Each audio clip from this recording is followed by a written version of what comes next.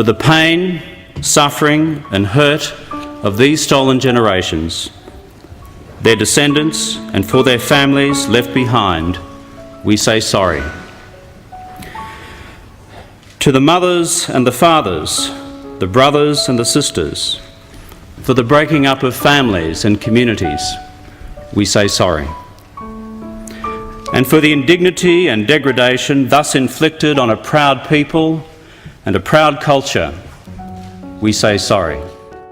It was in 2008 that Kevin Rudd apologised for the actions of governments over 100 years ago and said sorry to the members of the stolen generations.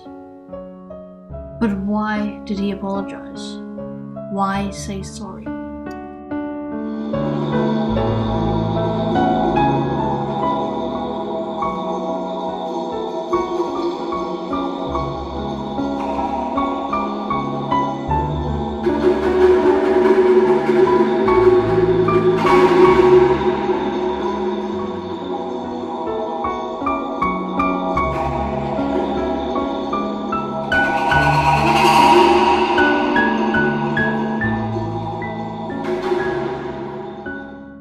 The stolen generations were and continue to be one of the black spots in Australia's history. Over 100,000 children, the offspring of white and black parents, or half-castes as they were known, were forcibly removed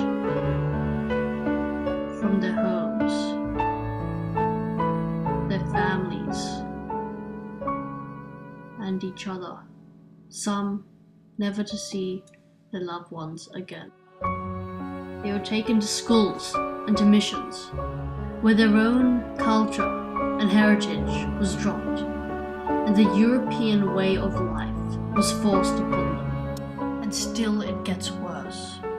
These children were brought up in the most appalling of conditions, beaten and discriminated against, told that they were inferior, just workers. And if a child was brave enough to speak their own language, they would be beaten severely. These children were never given a chance. They were to breed white and to think white until they and their descendants became white themselves.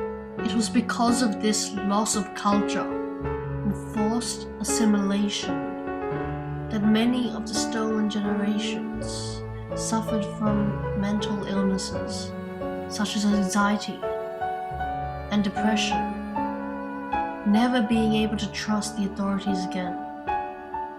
For it was their fault they now had no home, no family, they had no culture, and most importantly, they had no identity. It is for these people's pain and this suffering that to each and every one of the stolen generations, today we say the most basic thing a human can say.